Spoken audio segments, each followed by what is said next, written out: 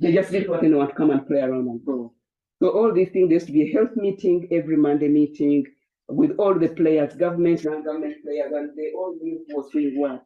So one day we couldn't have them in our meeting early because they were in a meeting being addressed by USAID.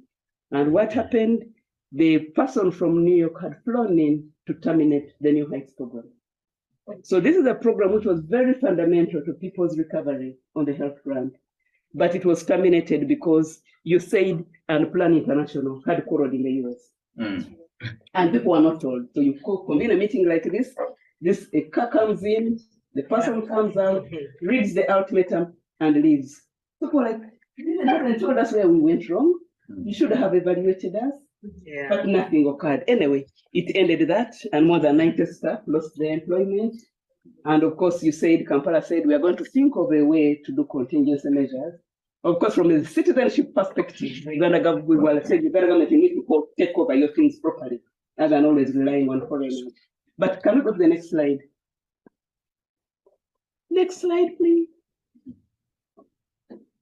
And my conclusion of that experience was, when donor interests clash, your interests don't matter. Yeah. So we are happy we are here today to discuss some of these things, how we have equitable partnerships. The first was to actually show you how, depending on which partner you have, you'll leverage different resources. Yeah. The second was to, what was the second one? Yeah, this last one shows you that actually you can be dropped. Yeah. With the process. The other one actually shows you that you all fit within a particular ecosystem, and you can either change that ecosystem or you can sustain it. The issue, the concern is what is in it for you. Can we go to the next slide? So those were 3 stories, okay? Mainly, these are the contextual issues that govern what we do, okay? African universities, I know there are some NGOs like Lenin, sorry, I forgot about you. I didn't know you'd be here.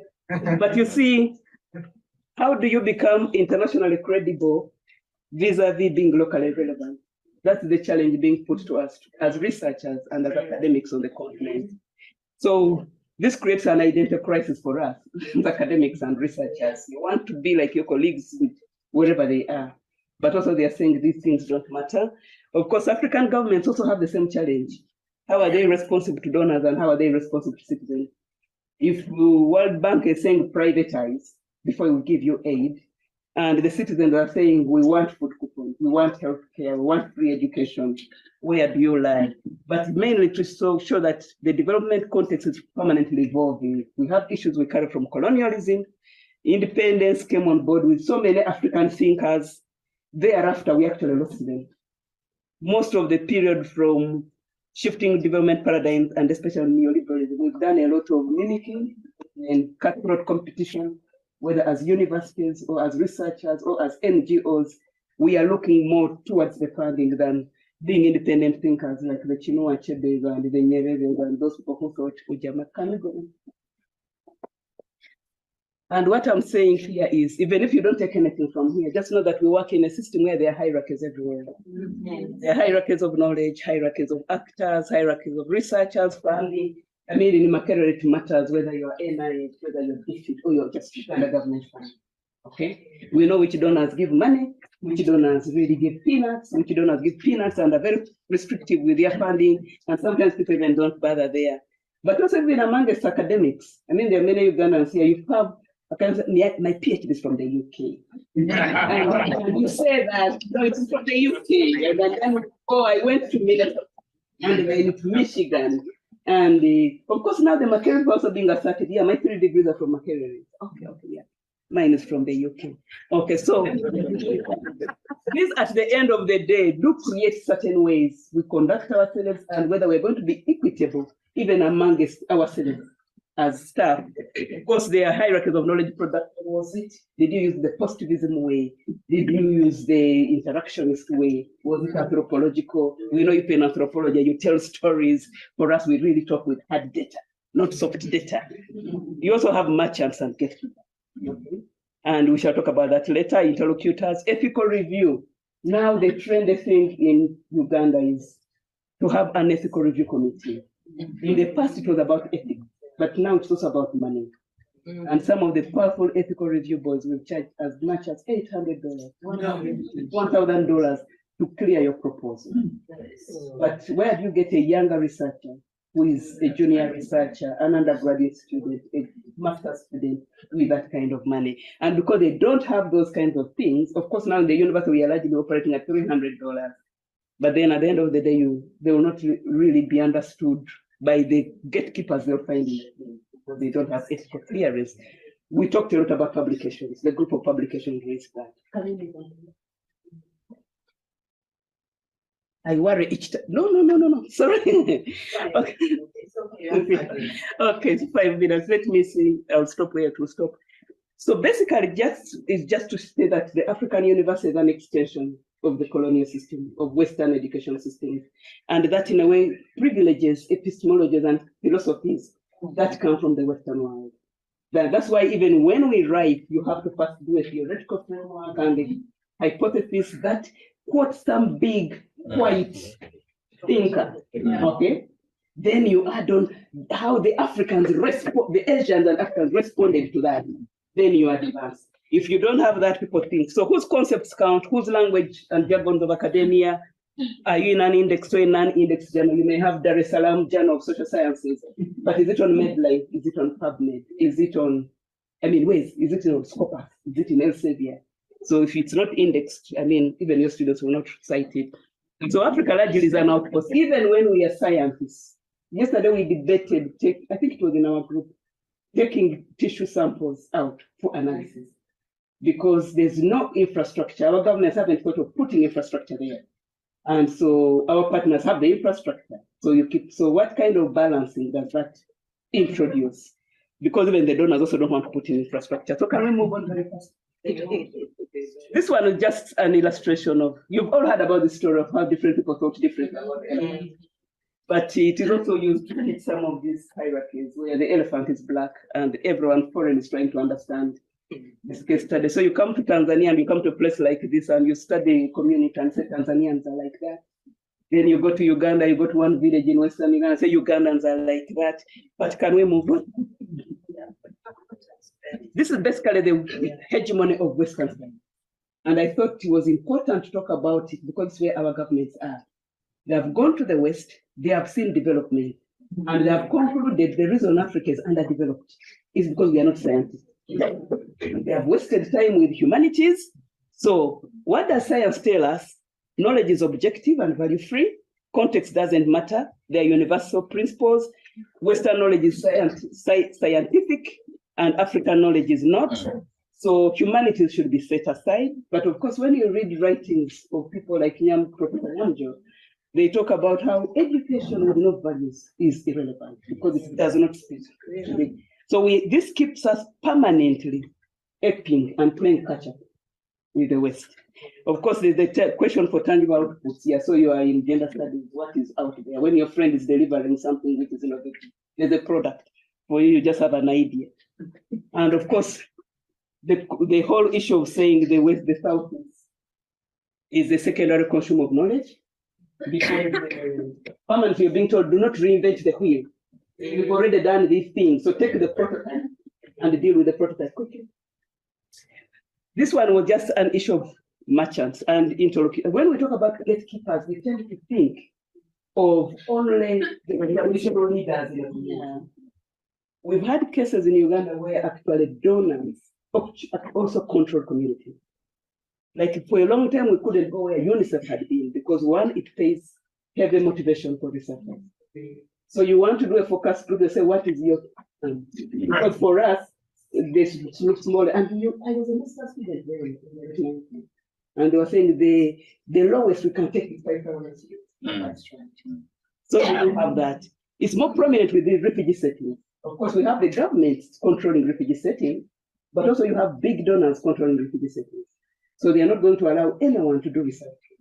So in short, you have our spaces zoned as research communities, but you have to navigate your way in. You have to negotiate sometimes with foreign affiliates. Sometimes it is foreign governments controlling other governments, other countries, and dictating who can come in. Of course, now we are being told don't allow in the Chinese. And I hope that will be successful. But beyond that, we're also being told now, don't allow these people behave like this. So if you do that, so they control communities, they control countries, and those who claim to understand and speak on behalf of others. So for me, Uganda, I'm the expert on Uganda. You just go through me. Okay, please, we move on. How have these affected research? Initially, we had research on the African, like we had the elephant. Then research, African researchers as simply, I'm sorry. So reproduction of the native as the other, that's very much anthropological knowledge, perpetuation of stereotypes. Research now is being done with the African, and we are saying, can we research cannot be done by that. But until our government is put in, you'll see that challenge later. Evolution of research in Africa, anthropology, where Africa was studied, the merchant gatekeeper, the African researcher, the research assistant, then as a native informant, and we are happy that we are here today as partners. Okay, we move on. How do we level the ground? One is locating the research in the site of inquiry, and I'm happy that for most of the studies that are being done here are being done in the context. There's something of added value by locating in the setting and by writing about the setting, even when you're citing the most credible thing. But most importantly, capacity building, invest in training people. That has been well done by this team. Grantsmanship is another thing that came up in our book, but which is important. Sometimes it's not enough to be a researcher. You also have to know how to fill in the Excel sheet, the financial reporting template, the narrative reporting template, and each donor has their own financial and narrative reporting template. Capacity building, infrastructure development is where we have a problem. No donor now wants to invest in it because they already have the infrastructure. They only want researchers here. But can we consider that? Financing, we have national and now we have PIs from the West Trust. Can we be trusted with the money? But also, can we be trusted as equals? So that we are not just, today we are pushing log frames, tomorrow we are pushing theory of change. So the knowledge is coming for us to implement. Can we have a setting where even knowledge can come from co-production of knowledge, research consortia like we have here, we've done well, co-creation of knowledge with youth and from the margins, and this is beyond this classroom. And we come up with a word capturing knowledge from the community. Those people who don't write, those people who don't read. Move on very fast. This one was just to say, I cannot go with just complaining. These are the things you're doing very well, and I read your report. So thank you for that. But what more can be done? Having a balance between global competitiveness and local relevance, we need to rethink that even more. Supporting open access journals. I put this one there because to go open access, you have to pay. One time I needed, if you don't go open access, your people will not access. So the journals are not available, the books are very expensive. Even when our libraries buy, they don't buy everything. But to make your journal open access is not under $1,000. I remember I had to pay, I think, £2,500 to make my chapter open access. Okay. And now no donor pays for open access. So if we put them where it's not open access, then your students will not access the data. So can we be helped to come up with journals in whichever countries and universities you're coming from? And also non-conventional research method. This is for all of us to think, lastly. Yeah, thank you. For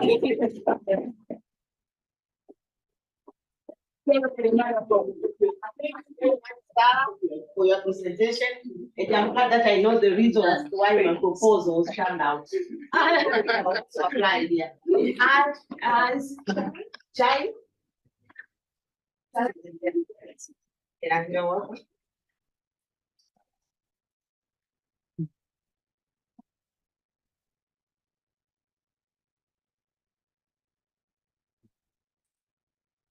Okay, have 20 minutes and then I'll give you sign the mail 5 minutes. Okay. Yeah.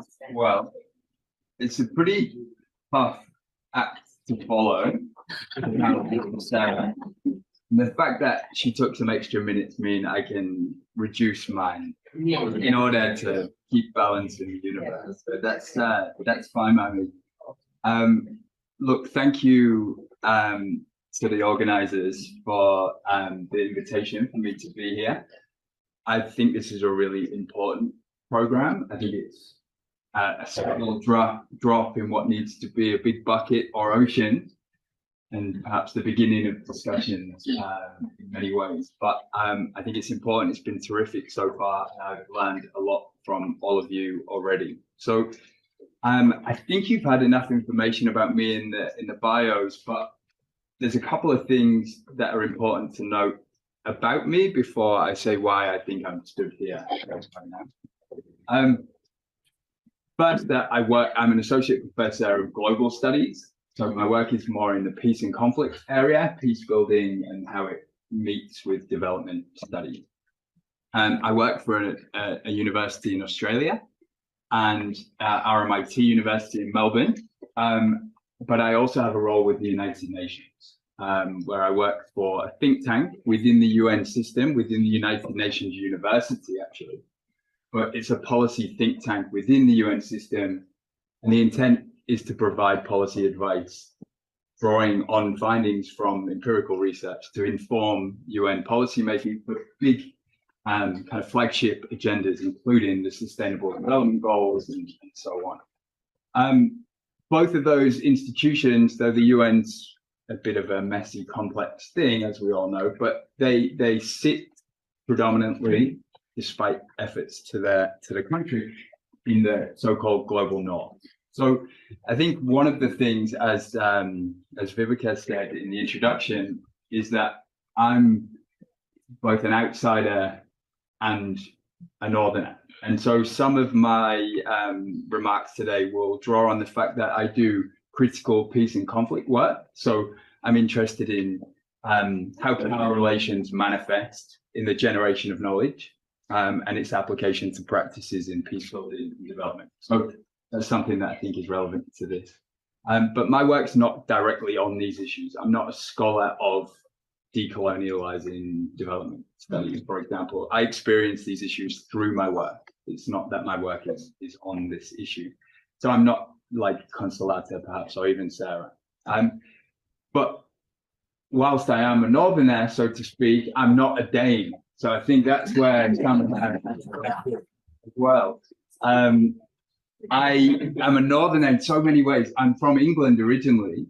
Okay. And in the UK, I'm from Hull, which is in Yorkshire in the north, and there's a big north-south divide in the UK, right? So I'm, in a pejorative way, I'm northern when I'm in England, but I'm northern in some other way as well. But I think we can be clear, despite my best efforts with my Ghanaian brothers and sisters here to become a bit Ghanaian, my other name is Kwame, Itichu, Kakakakra, but nevertheless, I am situated, my positionality is what it is. But I'm also not funded by Danida or the Danes. So I can speak with some independence, perhaps some safety. I can speak truth to power, perhaps, or at least I'll try to. But we shouldn't forget, as Soren reminded us yesterday, that I'm also a recipient. I receive funding from Northern donors for partnerships which I've been part of, actually. I've led with institutions in Africa, particularly, but also in the Pacific and East Asia.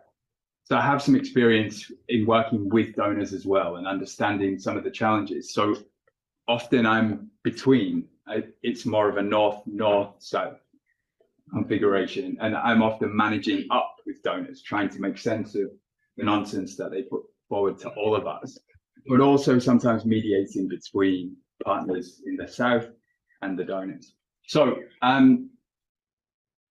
I want, with the rest of my time, to react to do three things. So you could move on a slide, thanks. To react a bit to what was said yesterday and what people have said from this lecture so far. Second, to add something from this non-Danish northern perspective, acknowledging, as Helena mentioned yesterday, but as many have raised, that these categories, this binary between global north and south, is not only quite unhelpful, but probably deeply problematic in some ways. So forgive me that I use that terminology. But I also want to hopefully provoke some lines of thinking that are a bit different or extend on what has been discussed already. So next slide, please. Very quickly, I'll do the first one very quickly now. I don't want to recapitulate things we've discussed already, but there are a couple of things that came up that I think are worth reiterating and reframing, perhaps. So I'll talk a bit about some natures and the implications of what we see with this inequity in existing research partnerships. And then I want to talk a bit about what I think some of the recommendations are, particularly for Northern funders and also researchers at Northern institutions in those partnerships. And in doing so, I'll be speaking across the kind of 4 themes that we've been discussing in the different groups. But I'll try and draw on some examples from my own experiences. So in particular, there was a partnership I had with an institution in Ghana, Australian Development Agency funded, which I think there's some examples, I think. So next slide, please. On the nature and implications, I had these 5 things to say. I'll be really quick on the first one because Dr. Kwaku covered it nicely and Sarah has really addressed it as well. But I think when it comes to this idea that because the money comes from the North, there's an ability to shape the agenda and to determine the conditions through which the research takes place, has a few significant risks. It's not just that it happens, there's more to it than that.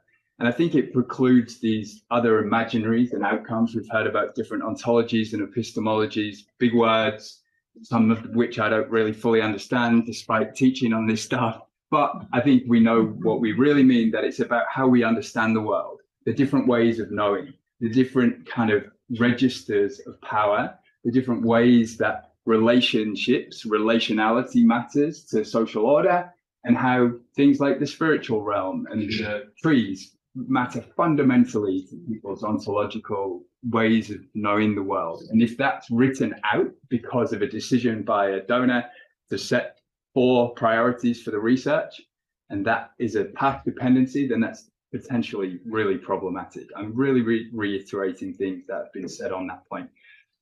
For a second, that it misses the point often. It means that we have projects researching tangentially into areas which may be broadly of interest to partners, but not really. It's not the core, it's not the crux of the issues that people are animated by and interested in, but actually they've shapeshifted and bent in order to fit the funding calls.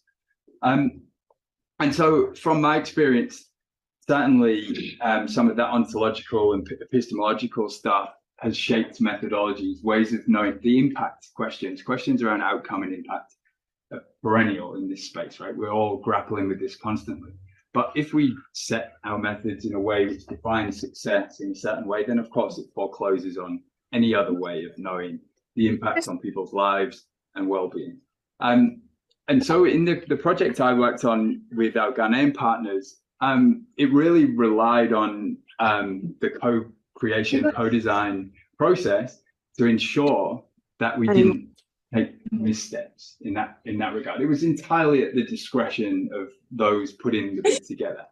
The framework, it was almost like we had to work against the conditions, the guidelines for the grant, right? I don't think it needs to be that way. But so moving on quickly, I think something else that came up yesterday, that this idea that precarity, vulnerability or uncertainty gets locked in through this process. So Kwaku mentioned about the potential that funds are redirected with a short notice or with no recourse, like due to COVID or Ukraine or so on. But also this idea of, and this is more practical and more common, I think, that the devaluation of currencies that came up in the discussion has a huge impact. And again, and this happening after the award of resources, right? So we, in our project, we calculate with our partners in Ghana a budget for them in US dollars. Made sense for them, completely fine.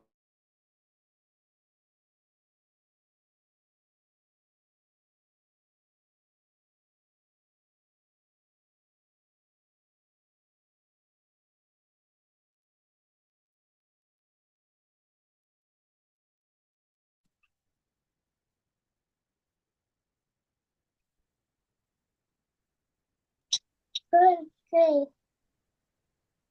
No. Mommy.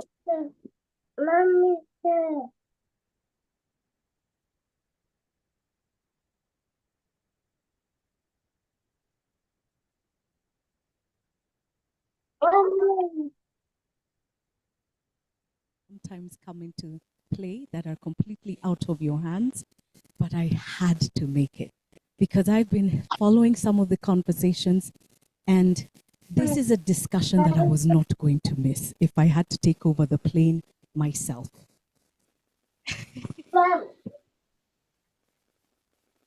Now, because we are in Tanzania, naomba niwasalimie. Because Kiswahili is Africa's language, yes? It is our official language. So, naomba niwasalimie, habari za mchana. Pokeeni salamu karim kutoka wa Kenya wenzangu.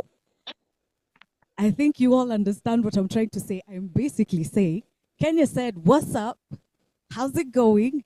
And it's good to be here and to be represented as well. It's an honor to be your moderator for this debate as part of MS TCDC's series of Arusha Debates. These are conversations that are geared at empowering and fostering dialogue, knowledge share, understanding, cooperation, and of course, partnership. And because it's women talking together, these are not surface partnerships. These are run deep partnerships. These are collaborations that can last a lifetime. Because you know what women are like. We are not each other's enemies.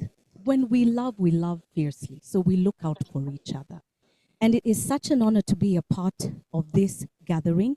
And this debate will not only feature contributions from the esteemed audience that's gathered here, but we are also online. So at any given time, please smile.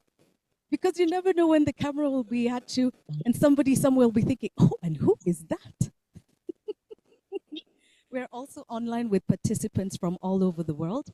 Our hashtags are as follows: at DFC_fellowship, at MSTCDC, and at One Young Africa. So if you're on social media, how many of us? Women in science are online. To go which one? TikToking or Instagramming or Facebook? Zote. Twitter. Sini Exasa. Excellent. We're online, we're switched on, we catch up with conversations as and when they unfold, and that's great. The hashtags we're using are hashtag Women in Research, Danida Fellows is another hashtag, and the final one is Knowledge in Action. Now, my career started in music and grew into journalism and the media. That's radio, television, print. I've pretty much grown into that, and now I find myself in the social media spaces. And a long time ago, one of my media bosses said to me, when it comes to ratings, because that's how you stay relevant, numbers never lie. And as scientists, as researchers, that's what you're looking at every day. Numbers, data, facts, and those never lie, do they? People can lie. If you're doing a research and you ask somebody, how many meals a day do you eat? And maybe it's a research on weight. They're going to say, I don't even eat. I only have breakfast. But then at the end of the day, how many meals has this person had? Several. But numbers will not lie. And it is your job to look at the numbers and to make sure that that number makes sense to the rest of us.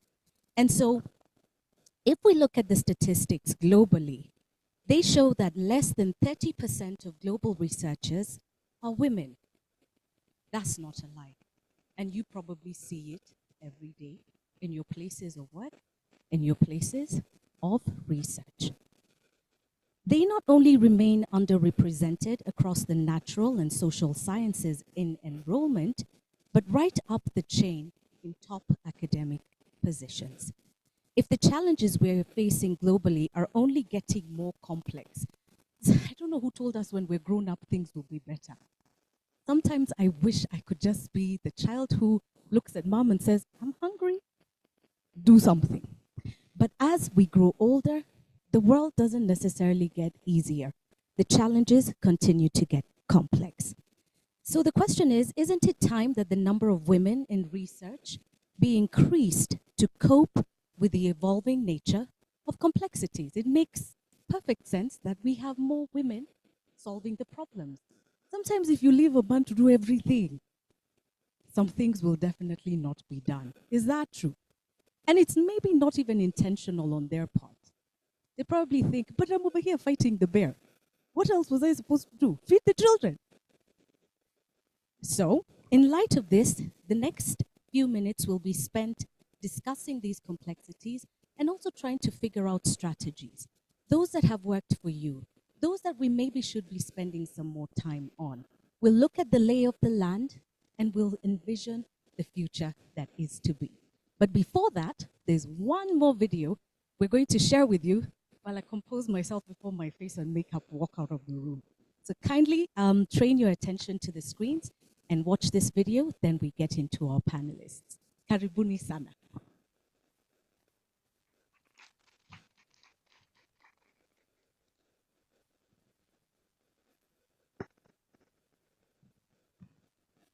All around the world, women are having university degrees at the postgraduate level. But less than 30% of the global researchers are women. In Africa, of the 97 top-ranked universities, only 21% have women as chancellors, while only 26% have women as registrars. Something needs to be done. We need to start a conversation on how to bring more women into research.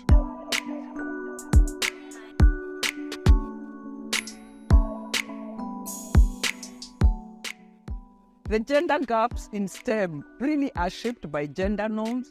They are shaped by the biases, the cultures, the stereotypes. The law faculty in Tanzania has existed since 1961, since independence.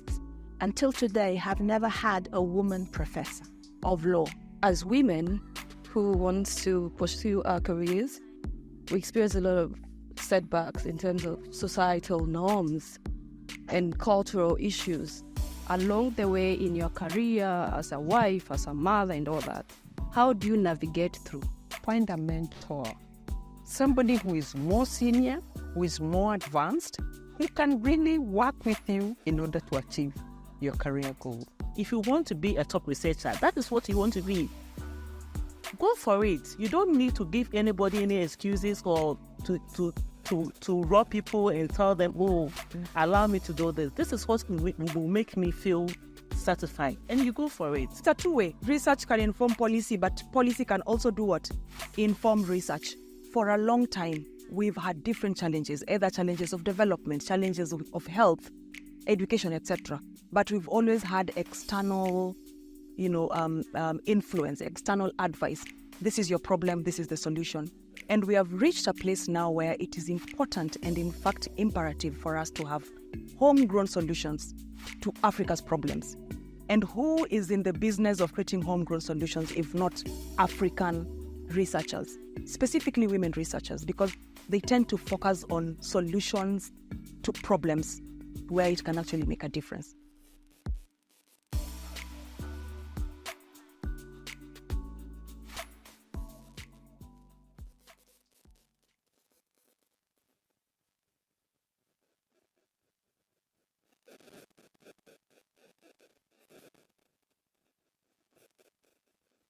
I keep forgetting. And I was here giving everybody notes about online, and I'm the first one to forget. So hello, everybody online. Karibuni sana, and thanks for your patience. Now, without further ado, let us introduce our panelists. And I think I will give them the opportunity to introduce themselves, and then we'll go straight into questions. And it's not difficult questions. This is all well within the realm of all the conversations that have been happening since the 5th of March and will continue to happen until tomorrow. And so I would like to request Sylvie Namwase to kindly come up so we may begin. Introduce yourself, and then we'll have the second panelist. Thank you. My name is Sylvie Namwase. I'm from Uganda, and I'm a lecturer at the School of Law at Makerere University. Currently, I'm a local principal investigator on a project that is being implemented by Makerere University in Uganda, St. Augustine University in Tanzania, and University of Copenhagen in Denmark. The project is entitled Climate Change Dilemmas, with an emphasis on charcoal. Thank you.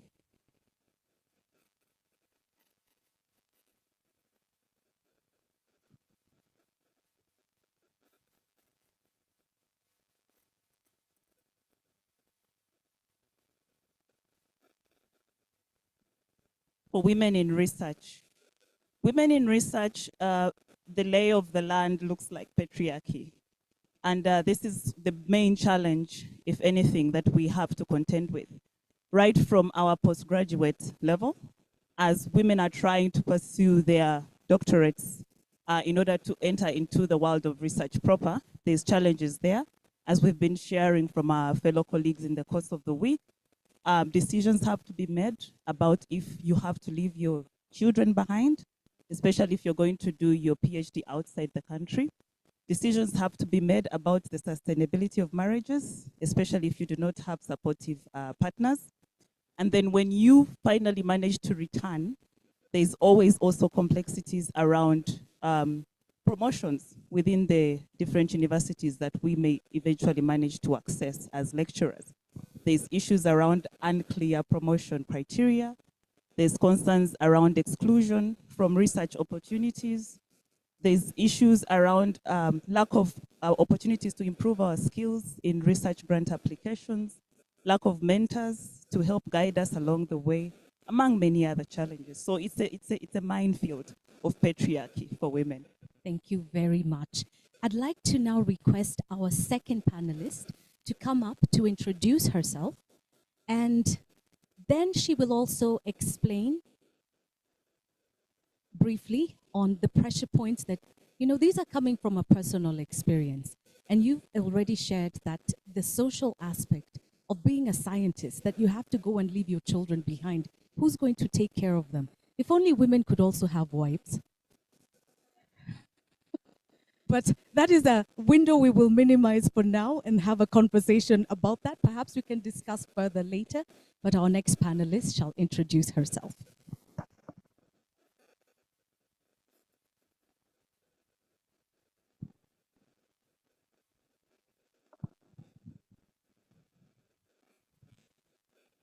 Sorry. Yes. So my name is Dr. Lanoy, and I'm a women's studies researcher.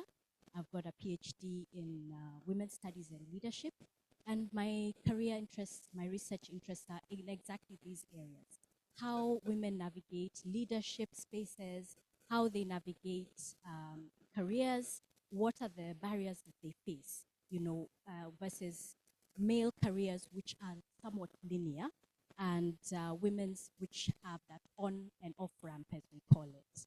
And I've done a lot of projects in this area, but also because gender is a cross-cutting area, I've also done work in health and in areas like infrastructure, and the pressure points are the same. So with that, I'll get a little bit into the pressure points. And I think Sylvie has alluded to a lot. But I think the key thing that is there is the social cost of women in science. This is a huge, huge dilemma for women. What is the cost? Sometimes, as Sylvia has alluded to, it's family, it's marriages, it's promotions. While you may be winning at work, you may not be winning at the home front. And these are the social costs that women pay every day in science and research. So this is one key thing. But if we go further back into the beginning, there are also issues of access to education. And if we think about certain communities, like the community that I come from, the Maasai community, just getting into education is a huge challenge. So these are the things that women contend with. If we don't fix this particular pipeline from the access points of access to education, retaining girls in school, and having them follow on into tertiary and mentoring them, then we will have still the same problem. In 2050 and 2100, we'll still be talking about this issue. So this is a huge pressure point for us. But I think also what is not spoken about very often is the intersectionality. Not all women researchers are the same. So young women researchers have very, very different challenges to senior or mid-career women researchers, and this needs to be looked upon in depth. We've talked about this in the last couple of days, how there's issues around feeling that you are enough, feeling that you can fill up the space. And this has been discussed, and how we navigate that. But also the way that the African society is age-centered, and it looks and values certain things like being in certain institutions. and being in marriages and things like that. So how do young women researchers navigate these? And then Sylvia alluded to patriarchy, but also those cultural norms, social norms that come into the academic institutions and how we navigate that. And then lastly, also gender-sensitive academic and research institutions that are supportive. I think this is really, really key. So I leave it there and get somebody. Thank you. Thank you very much, panelists. I'm loving what I'm hearing. And I see a lot of you nodding because this is a reality. You know, sometimes they say truth is stranger than fiction. And today it's only facts and truth, an on and off way of living. And I don't know how many of you have been following up with what's been going on in South Korea, I think, where the women have said, we're not doing what? Having more children? Because what does that mean for us and our careers? And I remember being in Japan in 2019 and speaking with a lady who works with women who have children and then want to come back into the workforce. Now, for a developed nation like that, you can imagine if you're out of work for 2 years, when you come back, your skills are irrelevant. And so you'll find researchers working in a grocery store, scientists, people with amazing, incredible knowledge. Being a mother shouldn't have to keep you from pursuing and growing in your career. And I hope that we can talk about it and say it for what it is in all our experiences. This is a safe space, so go for it. When it comes to your questions, when it comes to opening up about the challenges you face, please feel free to just say it as it is, because change does not come if we keep quiet. Change comes because we identify the pressure points. And on to our next panelist, still on where the shoe pinches, more pressure points for us because these are all going to constitute our talking points as we go along.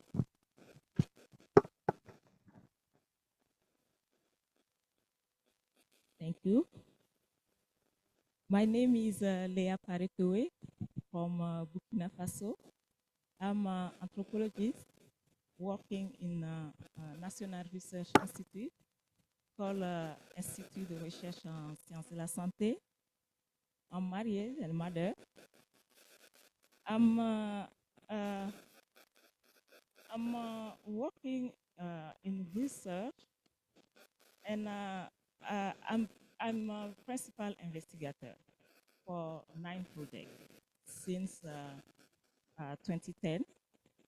And the focus of my research is malaria, health system, epidemic.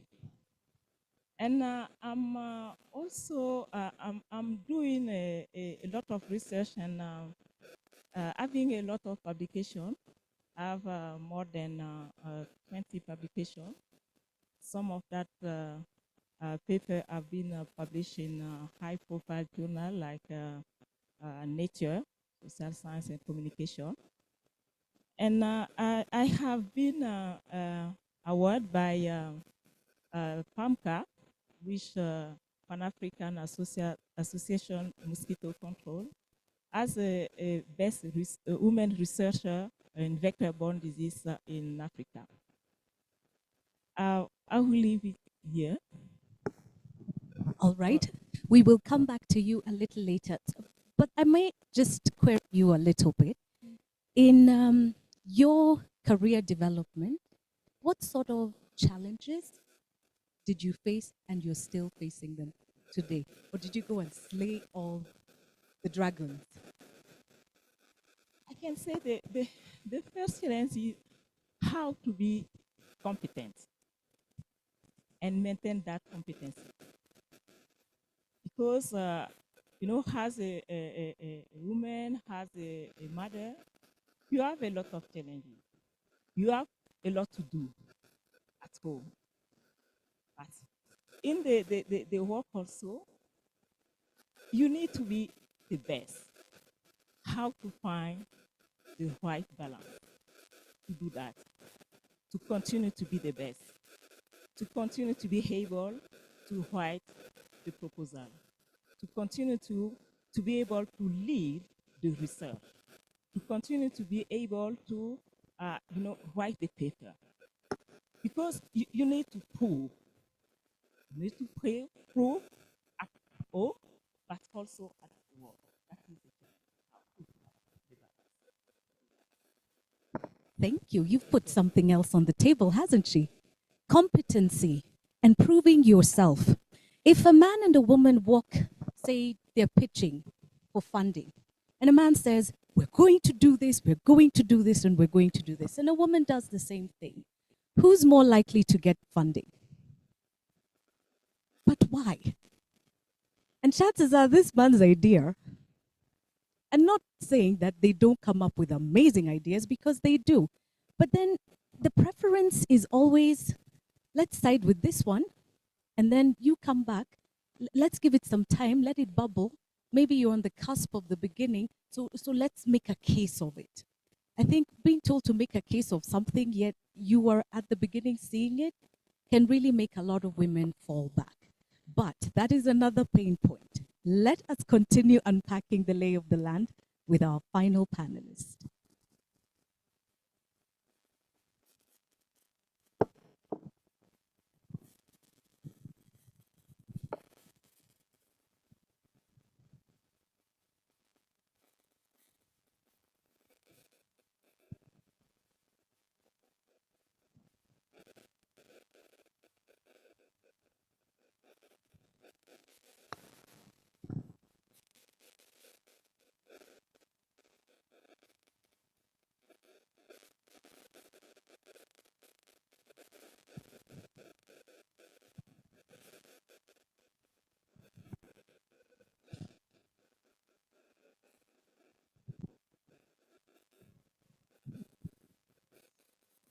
I'm Sarah Sally, Dean of the School of Women and Gender Studies at Makerere University.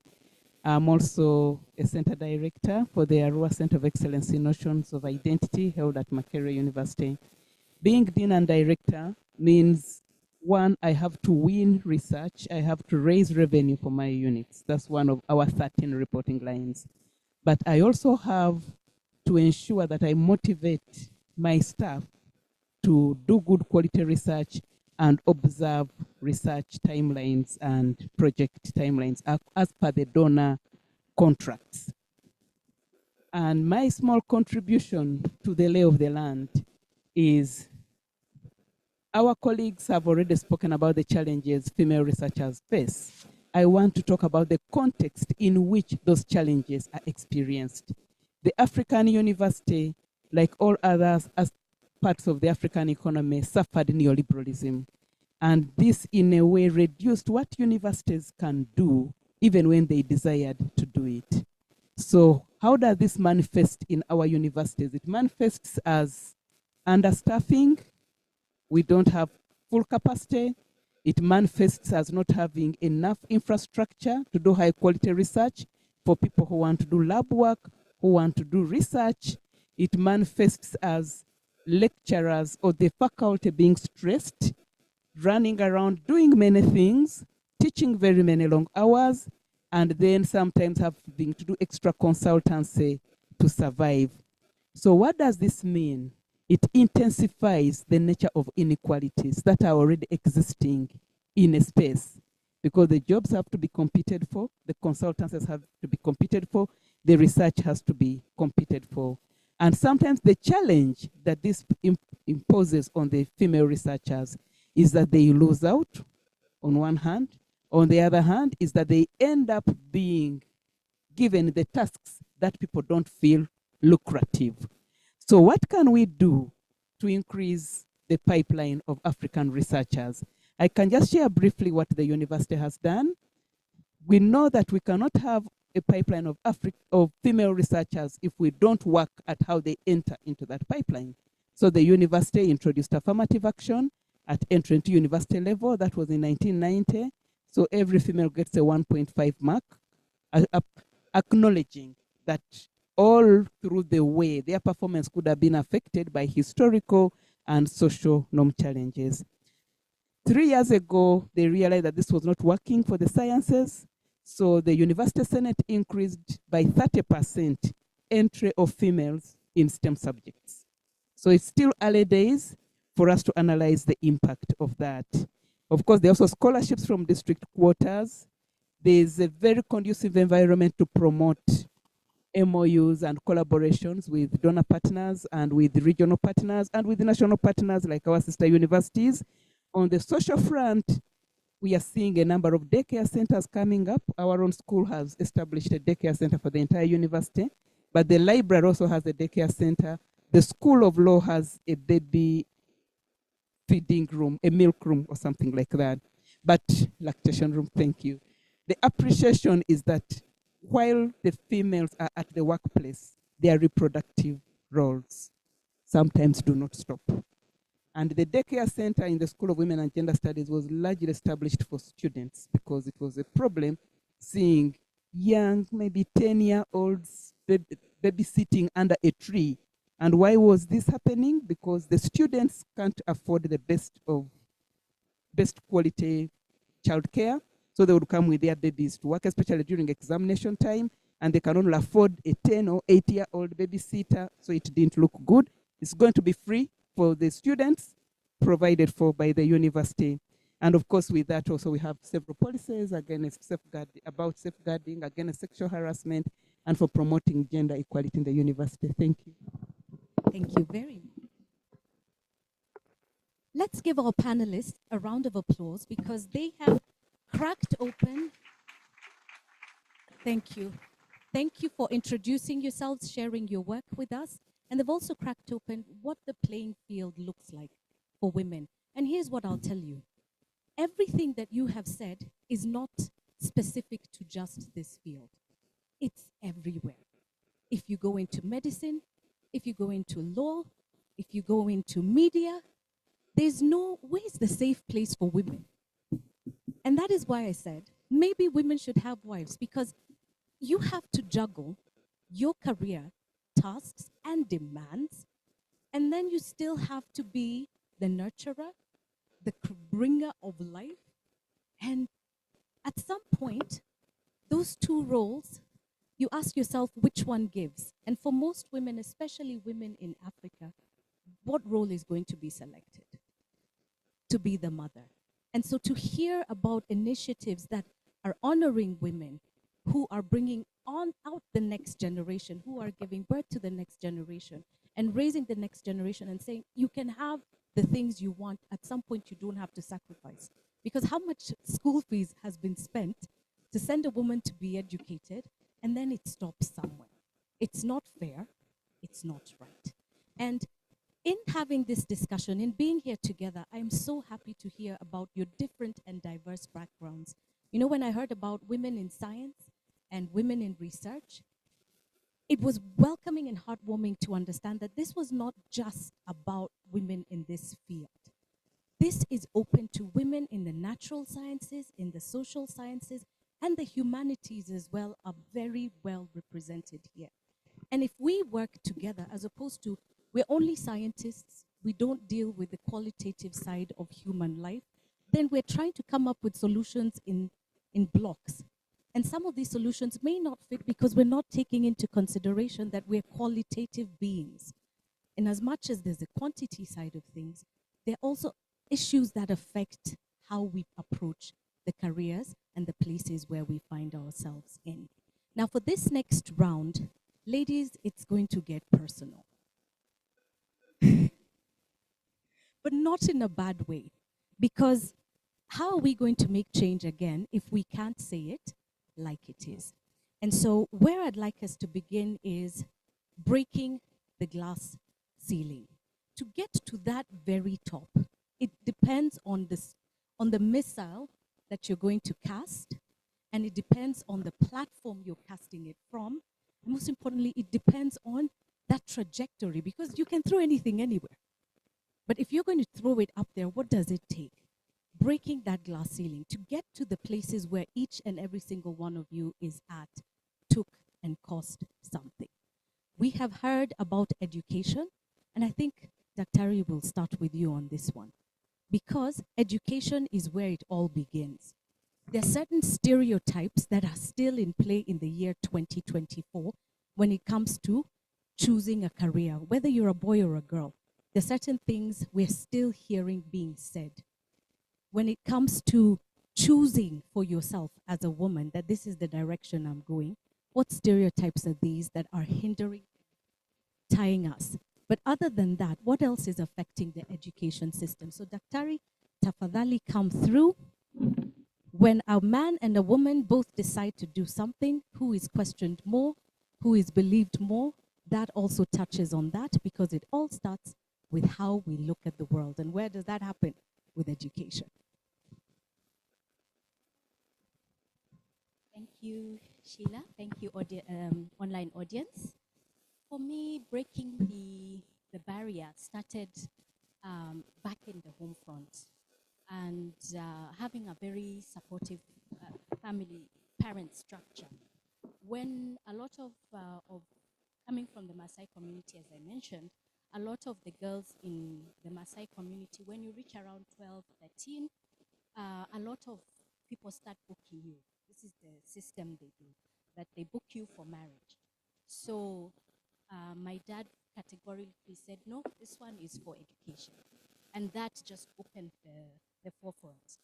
It opened everything. I would not be here if he did not say that. But also a very supportive mother. I cannot undermine her contribution, because she really facilitated my being able to study. She organized, said, get a timetable. If you come from school, you can take a nap, food will be there, and then organize yourself. So she allowed me that agency, that autonomy to schedule myself, but also those domestic chores that perhaps would have bogged down other girls, those were lifted from me. So I think we cannot overexpress the support from the family structure. And that's why I said access to education, the belief of parents that somebody is going to go far, that is really, really important. Otherwise, I probably would not be at this point. Yes, I don't know if there's anything else. For now, yes, I will now make way, of course, for Sylvie. Thank you. As we continue for you too, it will be the same question, and then we'll elaborate on more. Thank you. And thank you to the audience. I too have been fortunate to have a very supportive family. I remember my mother starting me on storybooks when I was still quite advanced level storybooks, just around nursery level. And then my father was always also pushing me to move forward with studying.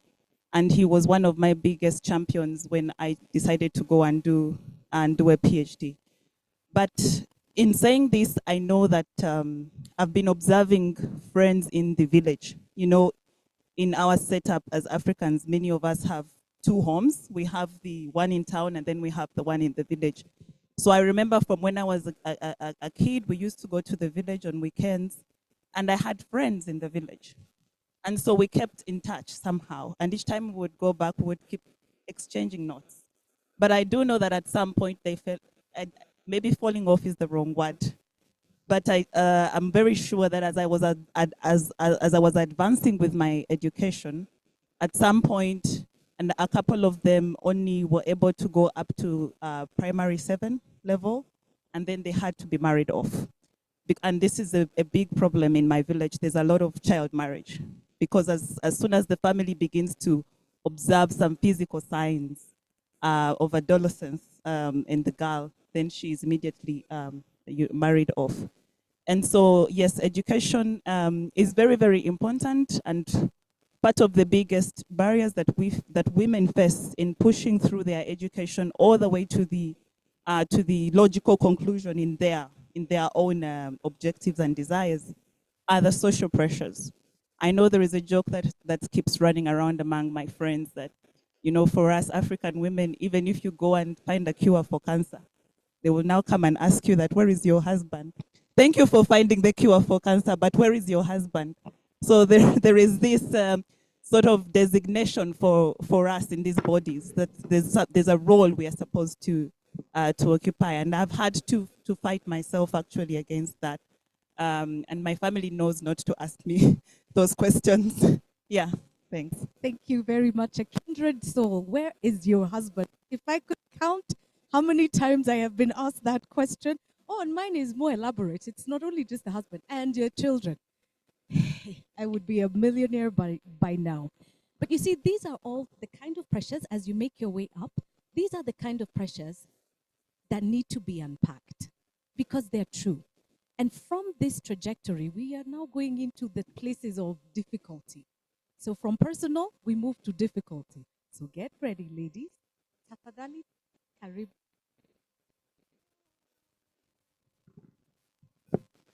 Thank you. I would like to say that in my case, I got a lot of support from my family. My mother, my sister, my father, they were always pushing me. It was hard because I'm coming. I can say my family was not very rich, but my mother, because we born at Cote d'Ivoire. I'm from Burkina, and my parents was at the first time in Cote d'Ivoire, and then my mother moved in Burkina with a whole of the children to be able to put them in the school. And all of the time, she was beyond us. I saying that you have to succeed. She was not educated, but every evening she was call us and tell us you need to learn, you need to do something, you need to succeed. And for us, that helped us a lot, to go further. But also, when we talk about education, it's also about the teacher. I had it when I was in primary school. I had I can say the good teacher who believed in me, who was always, they were telling me, Leah, you can be the best. And that impacted me. Even at secondary, I got the chance also to get the teacher who take care of me, who were pushing me to be excellent. I think when we talk about the education, we have the family, but we have the formal education. People need to take care to the girls to encourage them to go further. Thank you. Thank you very much. And last but certainly not least, as we look at the beginnings of education, kindly share your beginnings and the support that you have.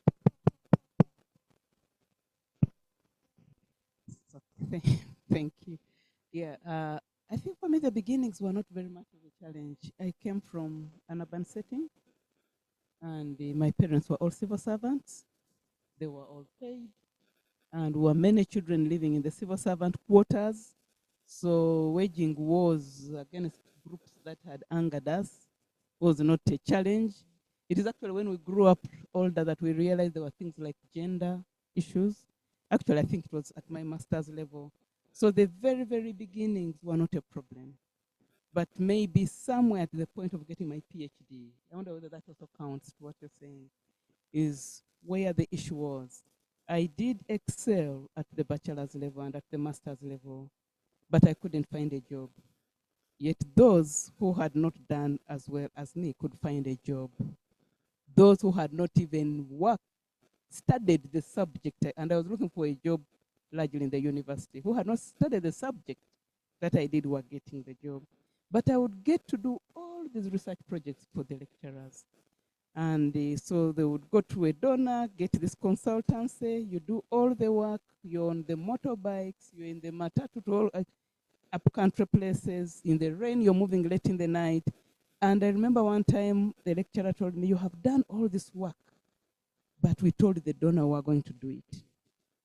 Do you mind if we acknowledge you for photocopying? Because we feel like acknowledging you. You must be in the report, and I think it was to the Dutch embassy. Can we acknowledge you for photocopying?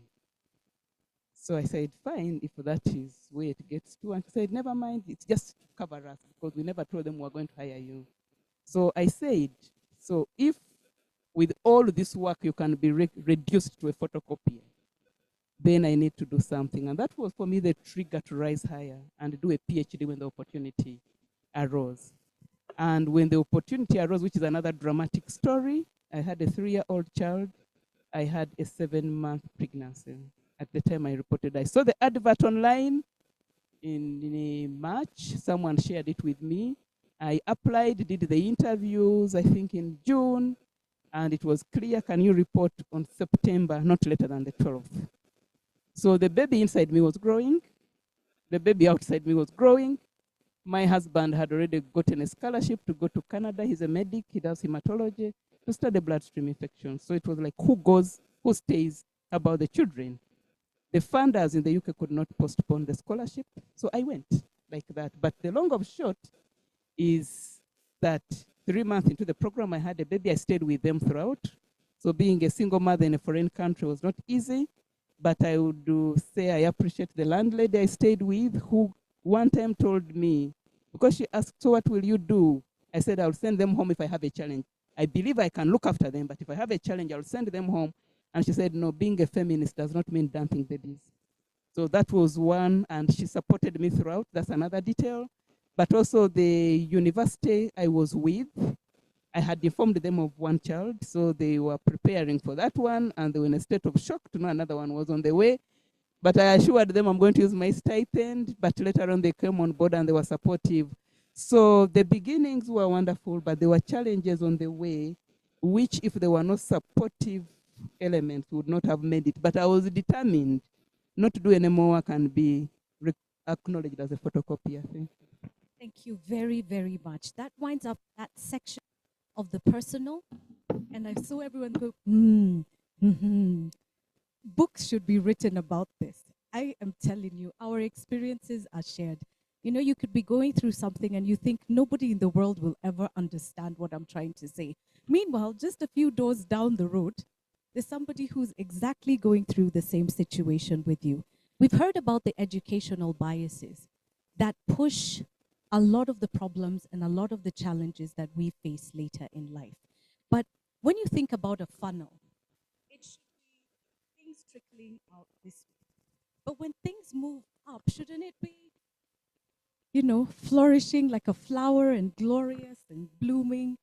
But the funnel that we have to live in as women is inverted. We come in so many when we go to school.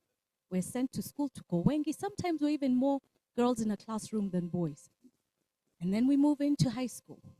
And then we move into the university. And that funnel just continues sieving us out. Let's say it for what it is. And as a result of these biases, when we look at women in leadership, in boards, in institutions, you know, heading institutions, sitting in boards, actively participating at the table and making decisions that count, we're even fewer. So how do we begin to change that? Here comes the difficult. And I'd like to start with you, Sylvie, because when it comes to the difficult, it comes with a personal experience.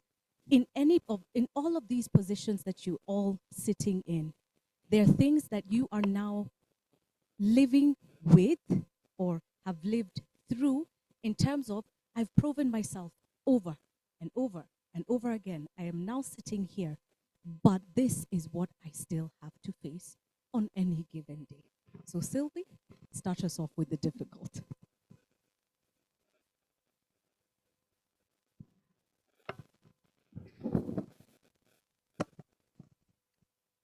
I think the most difficult issue that I've had to contend with is my own conditioning into a patriarchal system.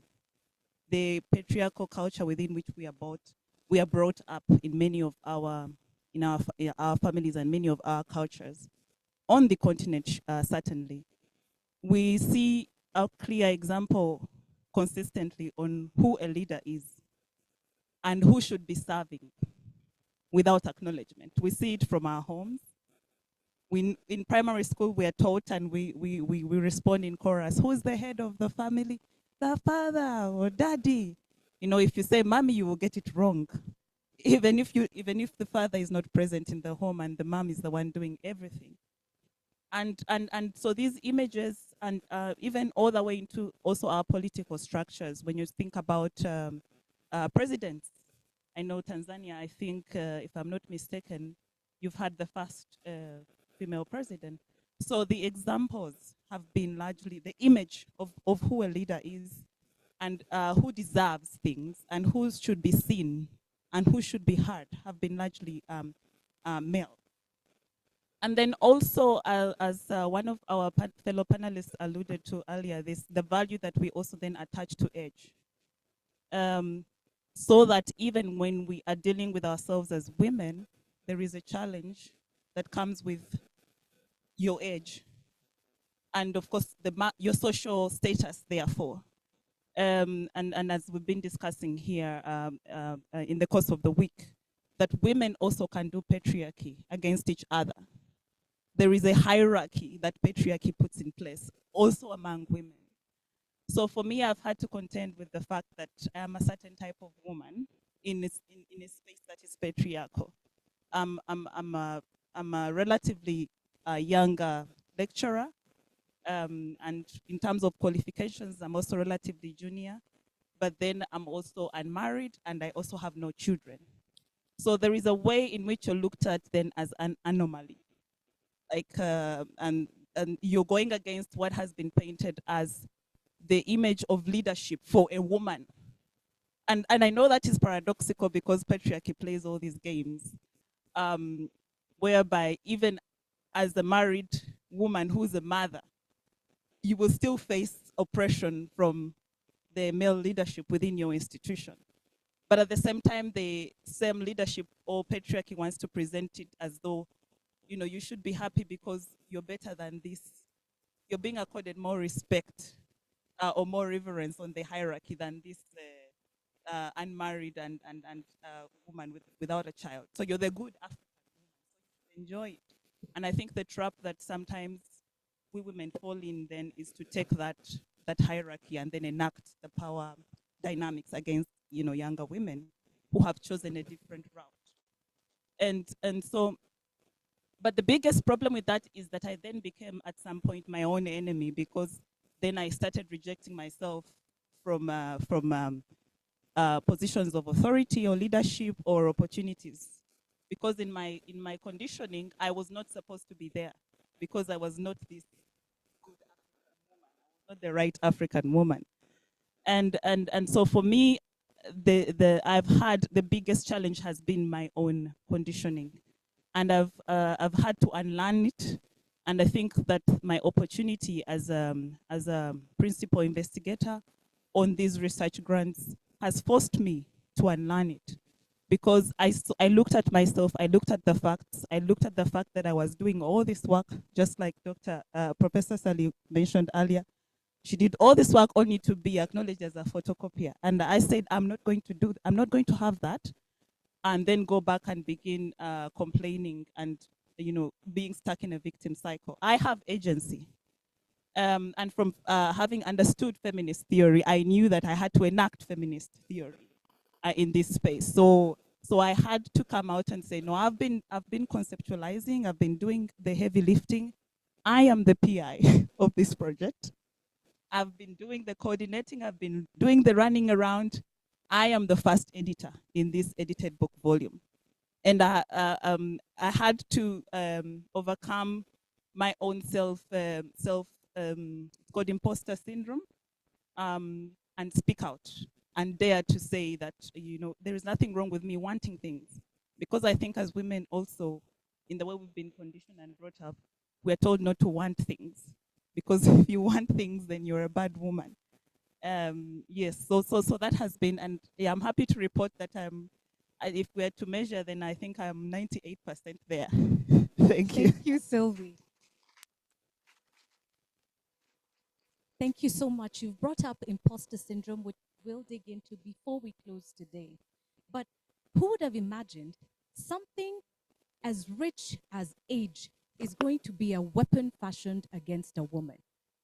In the weapons fashioned against us, I never in my life imagined age would be used against me. Ageism is real.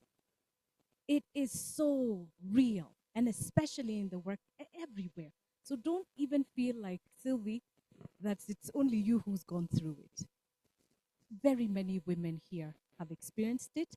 And if you haven't experienced it, please look for us afterwards so we can prepare you for the world, and including the things to say when people say things to you. But Prof. Lanoy, okay? So Prof, we'd like to hear about your current place and the challenges therein.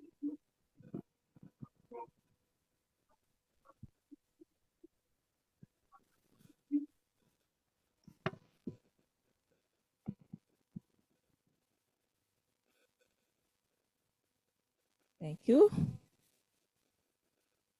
I would say that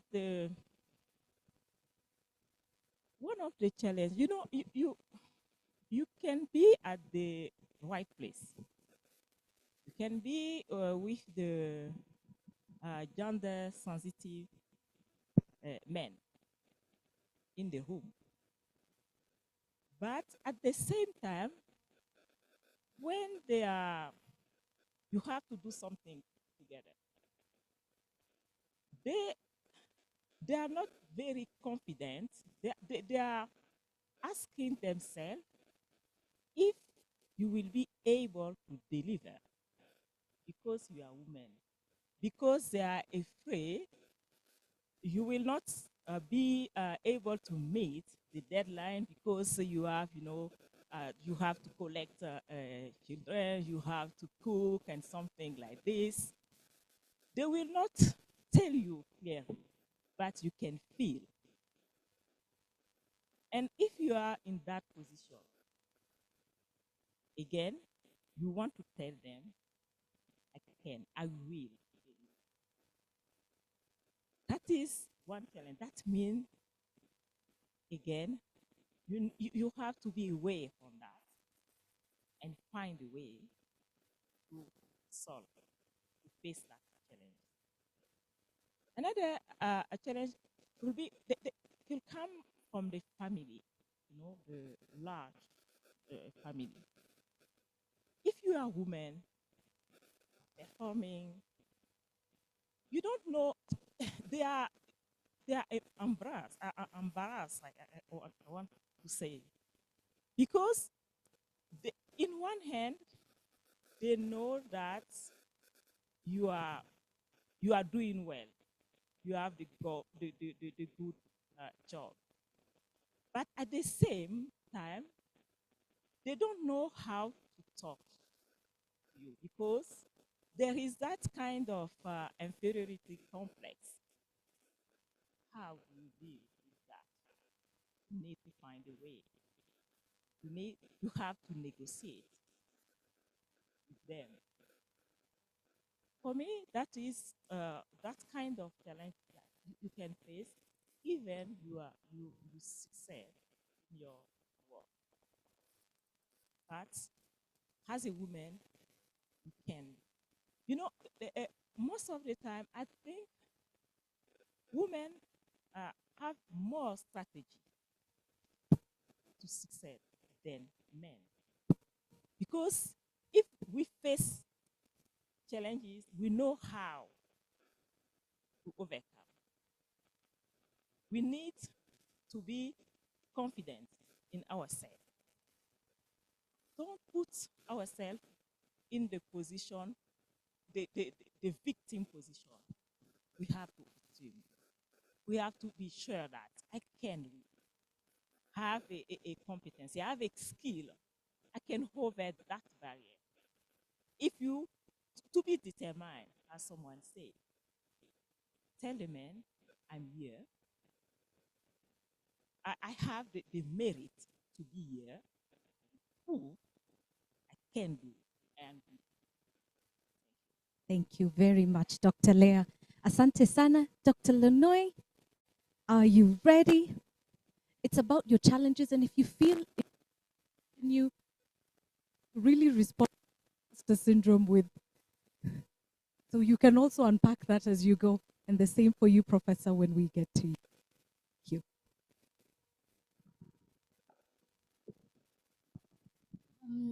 It's, I think for me, I'll stay on that sort of pipeline on the education, because for me, I think the challenge was the on-ramp, off-ramp career, because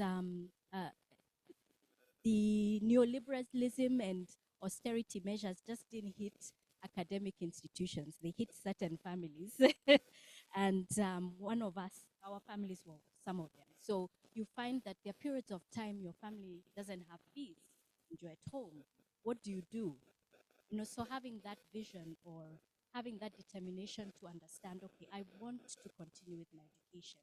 And often taking on diploma courses or certain courses which to occupy your time, so that you're not just sitting at home and then you fall off the bandwagon, you know, like maybe other girls that you have seen in the community. So for me, that on-ramp, off-ramp was a huge challenge.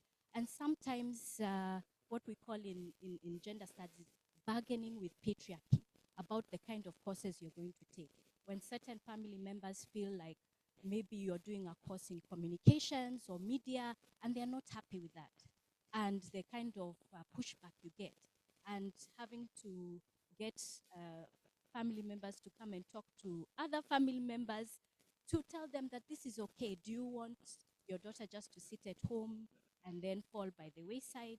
So bargaining with patriarchy is a huge, huge issue, and it's something that we have to contend with women all throughout our careers.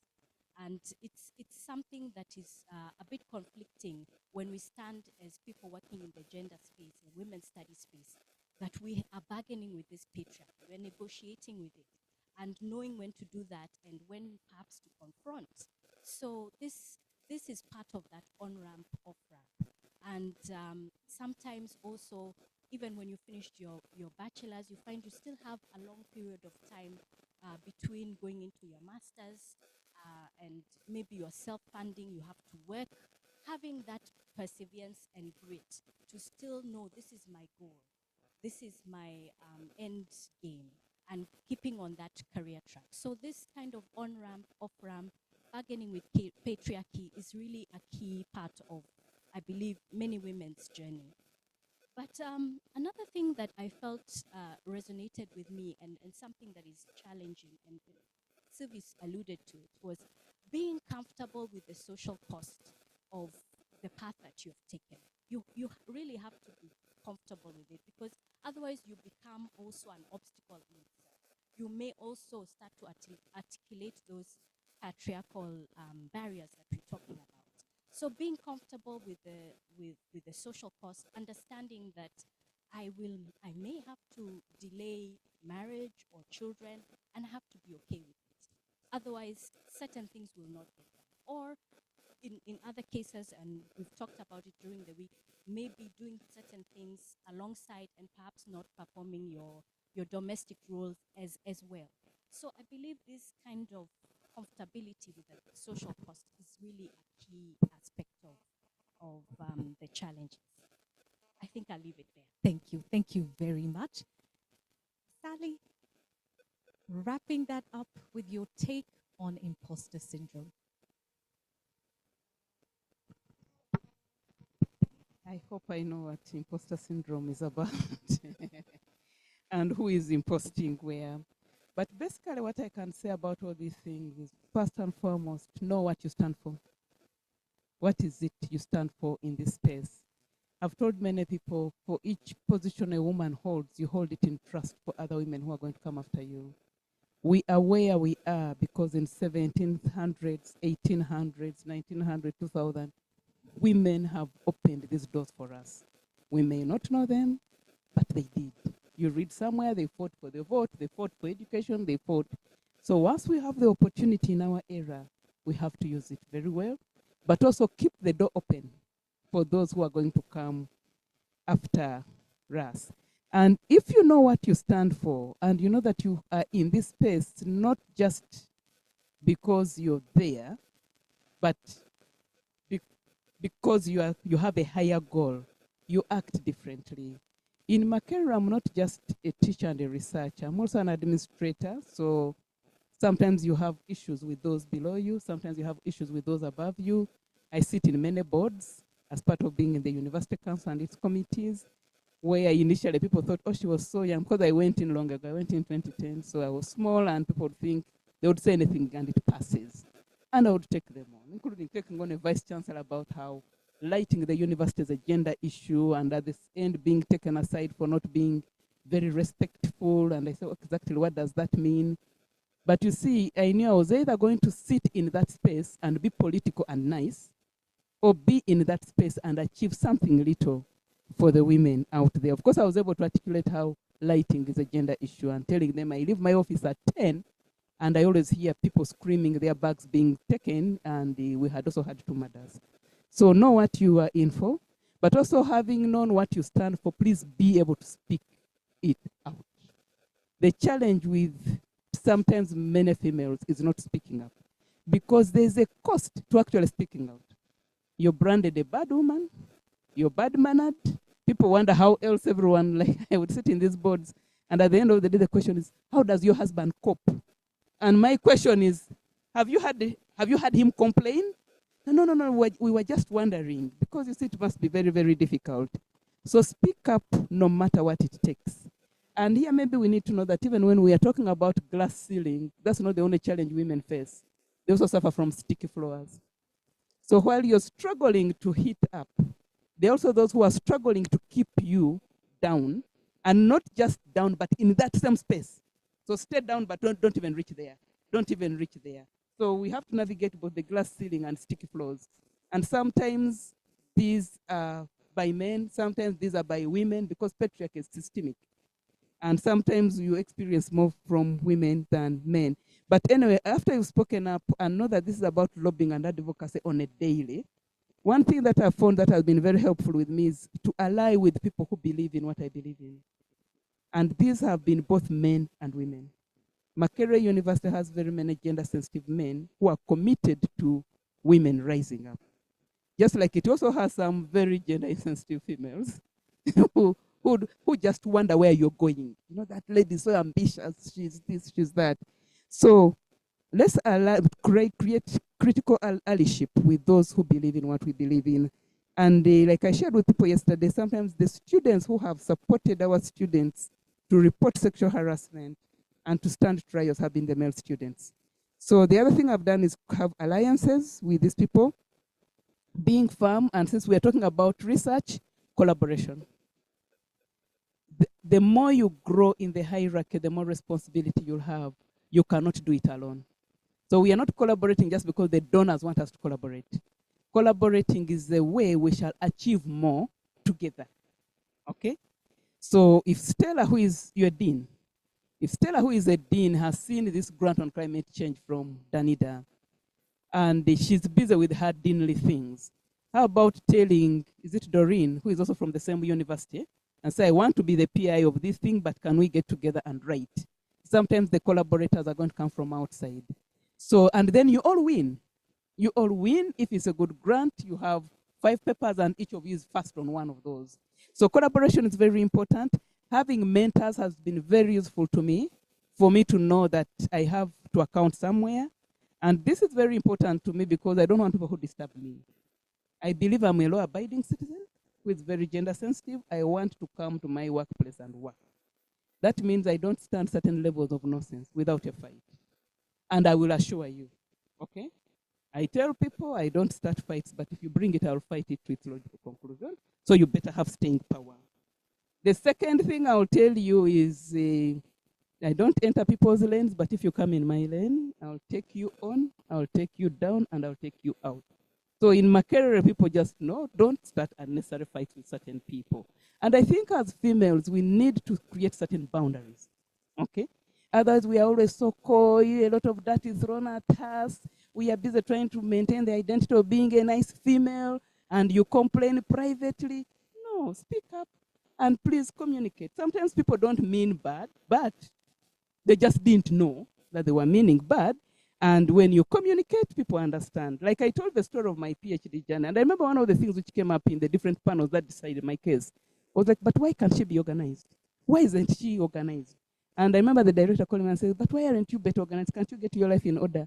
I just told him in some parts of where I was, like where we come from, it's not possible to be organized in the way you want to be organized. I badly need this PhD. If I don't take it this year, I'm not sure you're going to hold it for me. And he said, no, we are not going to hold it. He said, then I'm going to slave on. So that is very important, but also being organized is good, but also be able to speak up, but also have people who hold you accountable, who will ask you, hey, doctor, how far, the last time I left you with, you were at this level, are we moving? And then you say, yes, I have moved, and then there's a tick. Oh, I haven't moved. Oh, is there a problem? Can we talk about it? And we work together. Sorry for over talking, but those have been some of the things I have used. Speak up, be firm, not be rude, just be firm. Let people know what you stand for. Thank you very much. Thank you, Prof. Well, after you've already touched on strategies and the way forward, you may have to echo those one more time as we go forward. But you've introduced something I've never heard of before, but it makes so much sense. Sticky grounds, sticky floors, sticky floors. You made me remember, you know, these little online videos of mice running and then they get trapped and then they're not moving forward. But isn't that just definitive of what those floors can do? How many women will stay in one position year in, year out, year in, yet you're qualified? But here's the thing about being a woman. You are going to work harder. It's inevitable. You're going to have to be faster. You're going to have to do more. I remember a job interview where a position was presented, and I looked at it and I said, it looks good. Let's talk money. You know the business, until the business picks up. We're all told that as women. When the business is better, then we can now come back. But the very next day, that same position was put out in the newspaper and the role was split so that I pick up half of that role at pretty much basic expectation. But this other man who's coming in got the position, the title, and all the money. And that doesn't just happen to women in the media. It happens everywhere. I'd like us to look at money because ultimately, if we're going to have this conversation about the work that we do, we've got to factor in the rewards of what we do. We've got to look at the acknowledgement that comes with what we do. You'll be told you are a photocopying person. Meanwhile, you were the one doing the work. You have to work harder. You have to take less. In fact, sometimes you're told, be happy for the opportunity. How does being happy pay the landlord? When he comes to say, where's my rent? You say, I'm happy. Here's a little happiness. Or school fees. You go to the school. I think the headmaster will call a doctor that there's a problem. So I'd like us to take into consideration as we move forward now, because pretty soon we'll have to wrap this up, but then I'm having such fun listening. I hope you're enjoying as well, including you online. Thank you for participating. Remember, if you've got questions, share them with us. If you've got comments as well, share them with us. So here we talk about rewards, recognition, remuneration. As women, the reason we do what we do, it could be the purpose of our lives.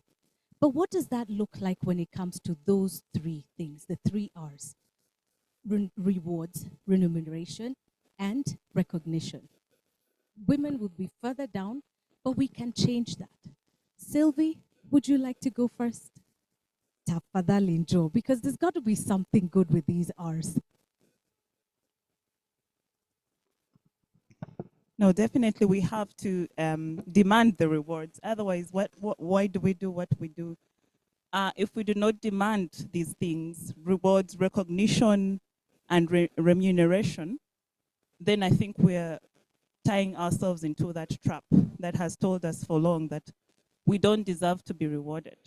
This whole idea around unpaid care work, it's the same dynamic of you're expected to just provide labor, but that labor is a given. It's meant to be a given.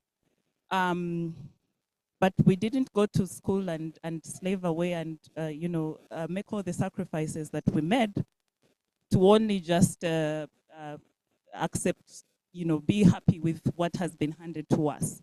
As someone said earlier, we have to always keep negotiating. And for us, this may look, may look different for many of us in our various institutions. But for us in academia, for instance, most of the recurring issues are around promotions.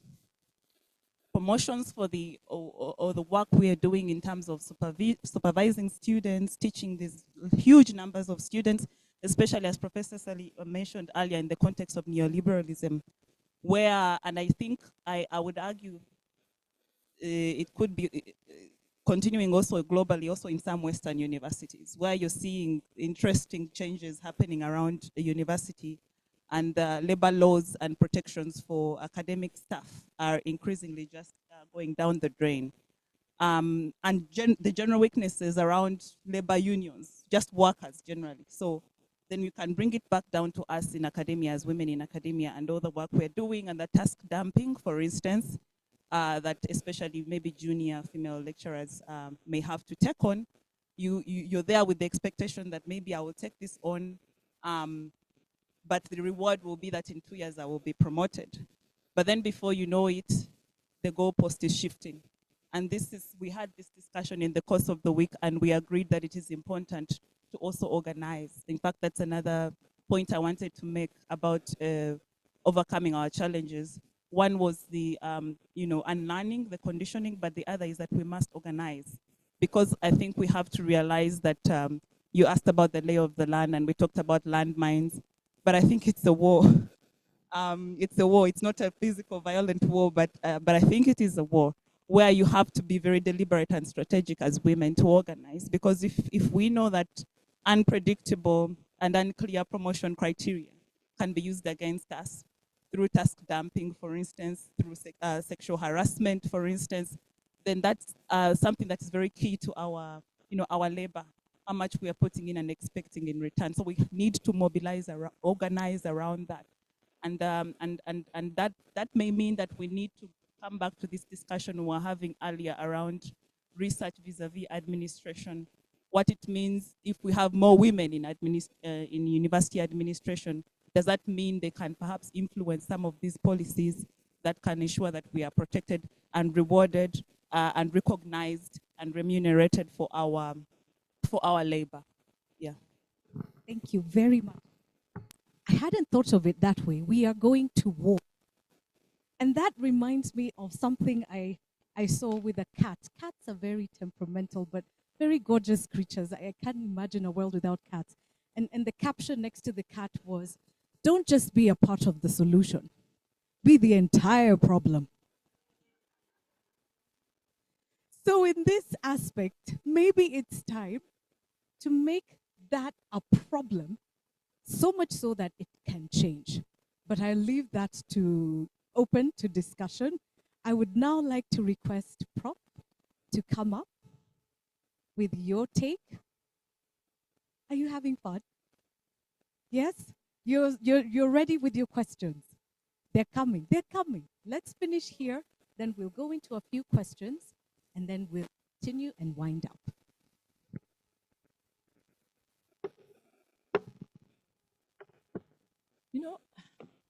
I want to start with a story. When I start my research, they were, a study, and there they invite me to be part of the group. But the money that the you proposed to give me was so small regarding to the work. I just tell them I will not be part of your project. They were so surprised because for them, because I'm a girl, I will take that money. I tell them no, because that is not enough. I don't want it, and I will not be part of your project. Sometimes I think we need to speak. We need, if we don't agree, please don't accept something. You are not agree, and then you will complain. You that have to say. And when we talk about the promotion, I can say most of the time that it's something which decided by the men. So they're sitting, they're at the board, and they are maybe in that room there is no woman to try to to propose the lady or yes to lady. I think we need, as a woman, we need to be organized. We need to be strategic at our workplace. We need to work to be at the position where we can be part of the decision making process. Sometimes we don't want, as a woman, we don't want to be part of that body. But I think we are wrong because we say that I don't have time. I don't want to be with that whole woman. But if you are not there, they will decide for you. You need to be organized and accept some position. It's really, the position comes with a lot of workload, but let's accept, be in position where I can defend the other women. Thank you. Thank you. Let us be each other's defenders. I like that. Professor Sally, we're going to take 2 questions after Prof, and then unbelievably, time is gone. Then we'll wrap up, but before that, Prof. Thank you very much.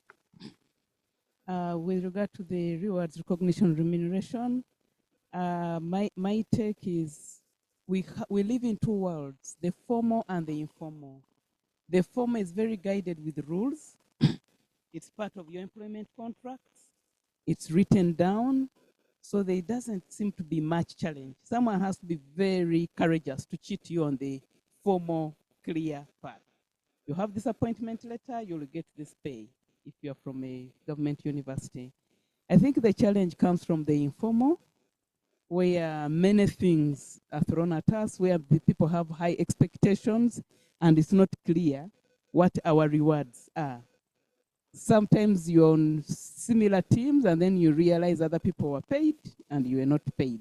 You say, oh, I thought we were in it for free. And say, no, actually, some people got paid. Then you also don't know where to start from. And sometimes it's not just the pay that doesn't come. Even the recognition for what you did may not come because someone else has appropriated it. So I think that can be a problem.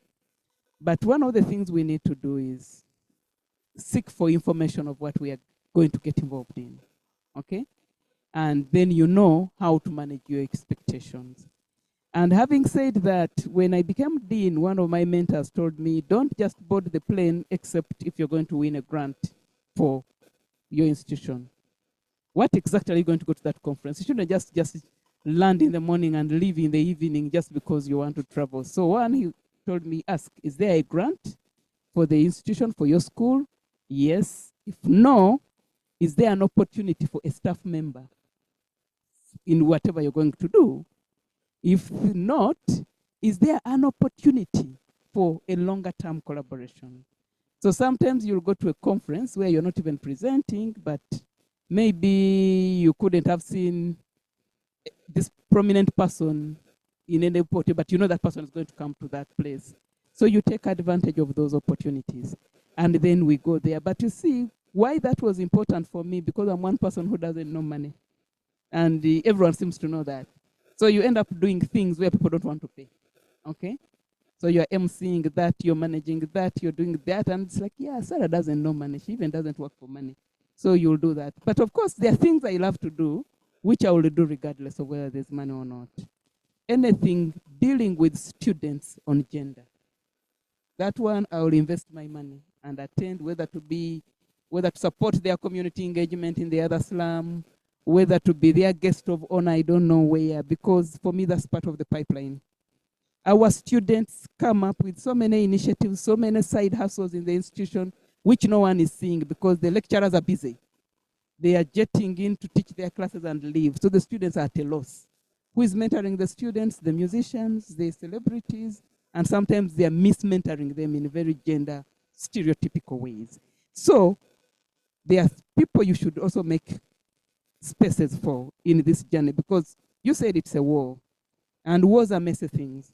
Wars involve a lot of sacrifices in as much as we hit bullets. So there are those people where we're going to have to target bullets, but there's those people we also have to cover in wars. So some of these are like gender students, gender movements, women's movements. If there's a small NGO promoting women, I don't know where, whether in your church or mosque, and they want you to give a talk, please give it, even if it comes free. That will be your contribution to the movement. The other people, of course, I do a lot of free work for any student-related things around Pan-Africanism, around Black excellence. But this is not to say forget about being paid. For me, that is the journey I've taken, because I believe that is important. We are growing. We need to ensure people take over these spaces without really prioritizing money and the cause. So it's very important. But otherwise, for the formal things, please claim for your pay. If it hasn't been given, look for it.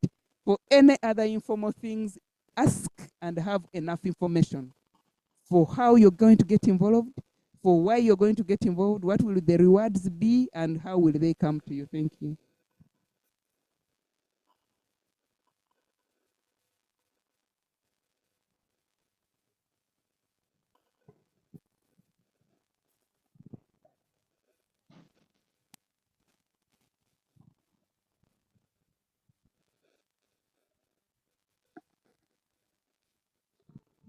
We're good for a question. Thank you for coming up. I'd like to reflect on this important question that you have raised today. What is the lie of the land? For me, the lie of the land involves two repetitive vicious circles. One, ignorance repeating itself as resistance. Women for long have been viewed as vulnerable, while they are the one who shoulder the family, the community, and the country. And for those who recognized their role have not yet come into power and be in a decision-making level, so that the decisions are gender integrated. What we have seen is like gender has been viewed as an add-on approach, while women in academia, women in every level are kept being still striving with the existing challenge. I really want to raise the important point here, which is those who have been already have the knowledge kept themselves being resistant, because we know that most of us here have someone in our family, someone in our nearby community, or especially our parents, in the way we socialize ourselves makes us to resist and be agent so that we arrive at this stage. But for many women who are living in the countryside do not have this luxury, but they have managed to resist. They have managed to this level shoulder the existing, especially gender division of labor. Without tackling that, I believe that this vicious circle would really keep on. The other implication that I want to raise is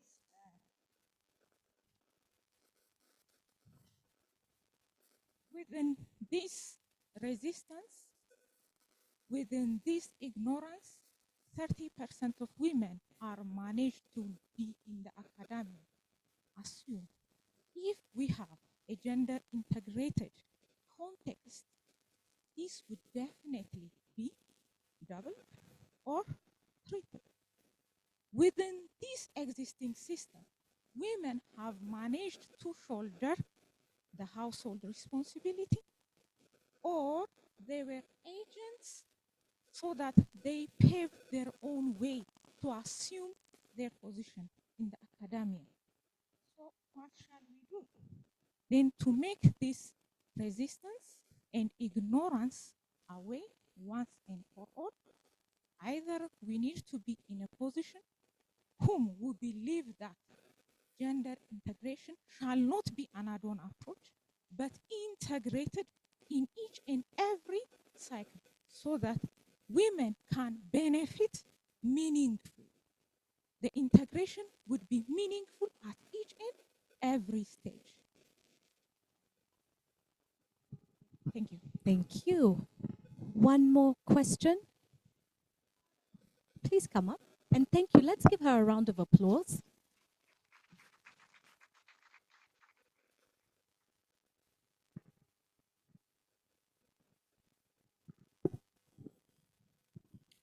Thank you so much, all our panelists. I'm just going to give one question, and I'm directing that to Professor Sarasari. I got so intrigued when you presented that government of Uganda gave an affirmative action to the girl child in terms of admission into university education. That was great. I would like you to advise us as female researchers and leaders in academic institutions, based on your experience as the dean, as the PI, as a person who sits on university boards, how would we navigate through these very gender insensitive promotional policies in universities that are not cognizant of female reproductive roles? They rate us on the same plate. And yet actually we have special challenges as academia. And my last comment is to all of us, breaking the glass ceiling starts with us. We are the primary socializing agent of our children. How do we nurture them? Do we nurture them into patriarchy? Are we being intersectional? Which direction are we taking? I'm therefore saying that change starts with us as mothers. Thank you so much. Thank you very much. And one question before Professor Sally comes up. Please come.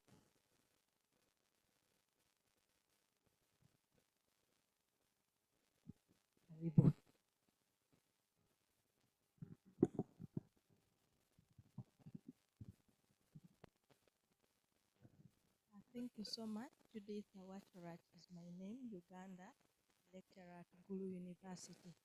Breaking the ceiling, education, war, and so many things I collected. My question is directed to Leah. We are at a different stage in the continent as women. Now I was looking at the high level of unemployment that is ravaging the whole of Africa. You'll find that as university, we are producing lots and numbers of graduates. Professor Sarah Sally was mentioned as a photocopier because of her vulnerability of not getting a job.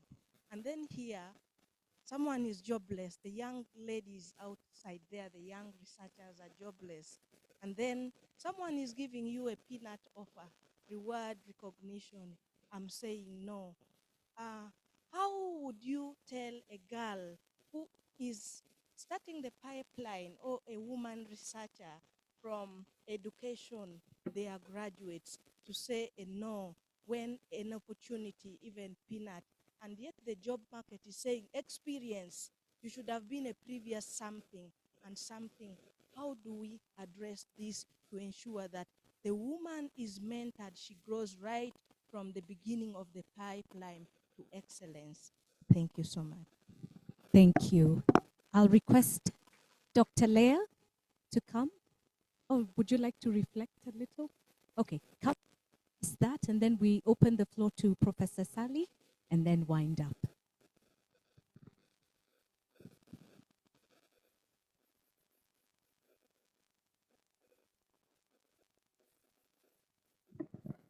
Thank you for those questions. Those were really very pertinent.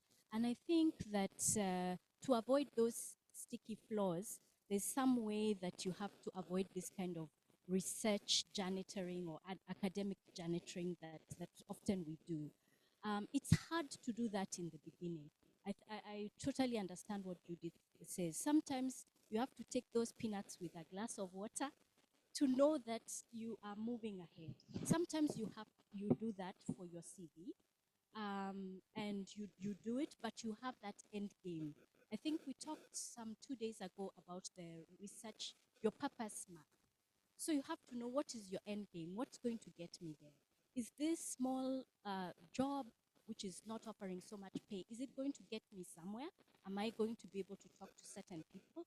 So you end up doing some of those jobs, but you cannot do them for long. You have to think about your end game. And this is where talking, as Professor Sally said, having people you can talk to. Especially I found that men are quite good in this idea of discussing your daily rate, discussing money matters. So sometimes having a couple of trusted male mentors to discuss how they navigate these research spaces helps to sharpen your toolkit. I found this is quite useful. But also having that roadmap, I think it's taking time to talk about that and seeing where you're coming from. But something that I thought that we also need to think about is the perceptions around gender and women's studies. You find that a lot of people maybe do one paper or one project and then they call themselves women's studies or gender studies experts, and you're having to compete with these kind of researchers. So building up a body of work, showing your visibility and having that credibility helps to be able to have that authenticity. And I think we talked about this maybe a day or two ago about having publications and building up your online presence. So having your LinkedIn in a certain way, having your publications, whether it's book chapters, whether it's working papers, having that, and it does bear fruit. There's a time that I was approached, I think last year during the no, not last year, the year before 22 elections, Chatham House approached me to attend a meeting around women and elections. And when I asked one of the organizers, how did you get to know me? Said, well, you've written in this area. So that does work. That online presence, having those publications helps to make you not look like a gender studies briefcase kind of experts, you know, if I can use that term. Thank you. Thank you very much. And finally, Professor, to address.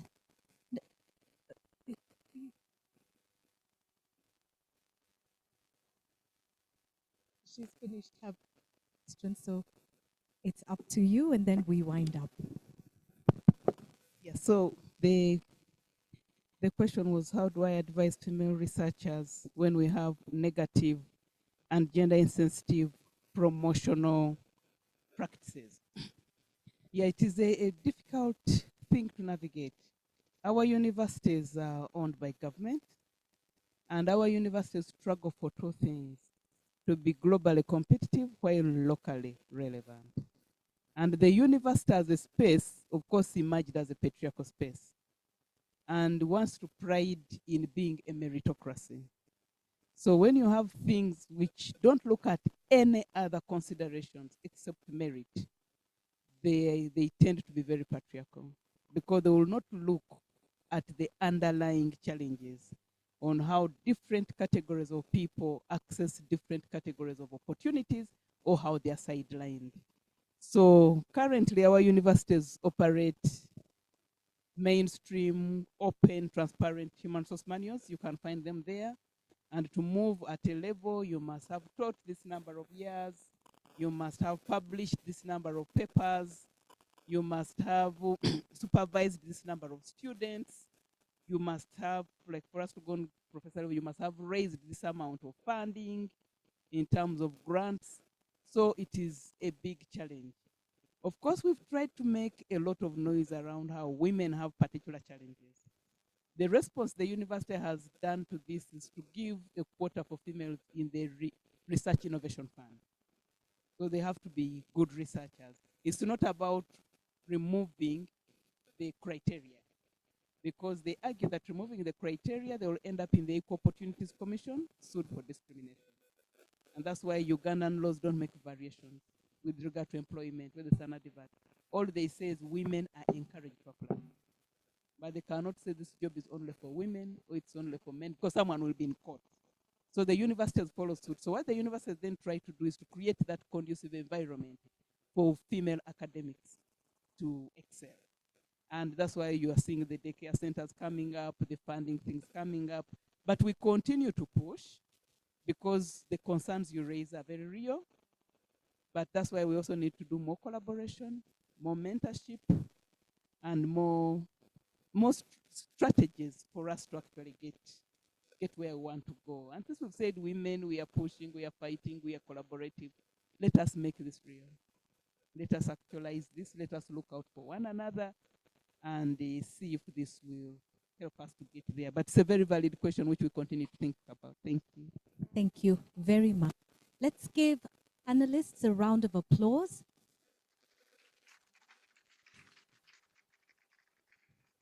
Time flies when you're having fun. Time flies when you can see your life story unfold in front of your eyes.